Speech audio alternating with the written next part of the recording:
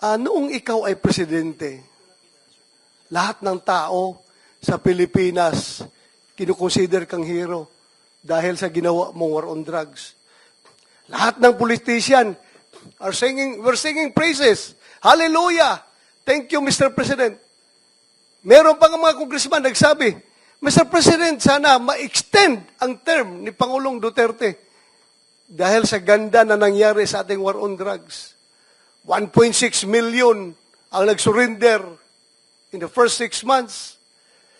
The crime volume was reduced to 49% during the first 6 months.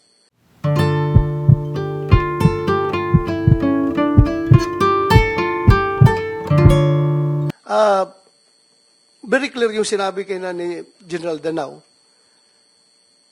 na yung sinabi ni President Duterte ay he take it as a joke. We know how President Duterte tells stories.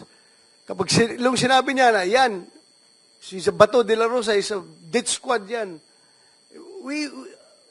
Ako, 100% joke talaga yung sinabi niya. And in fact, binawi naman niya afterwards. Sinabi niya na hindi kasama ang pulis sa death squad.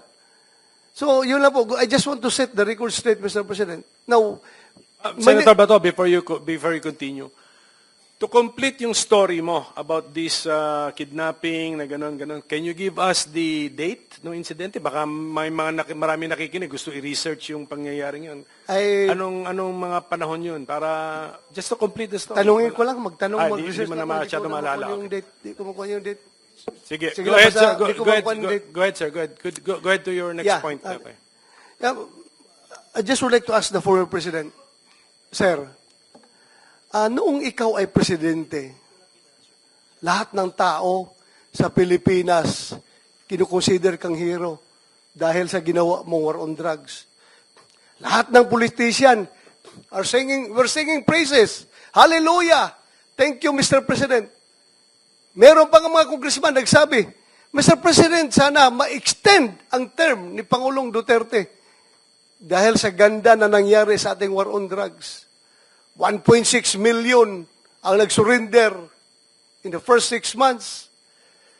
The crime volume was reduced to 49% during the first 6 months.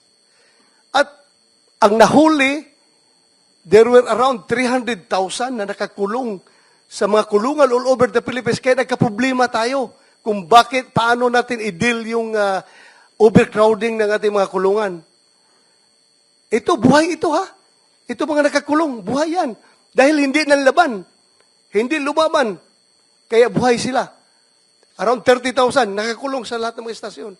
Alam ng Pilipinas yan, Senator. Yes, sir.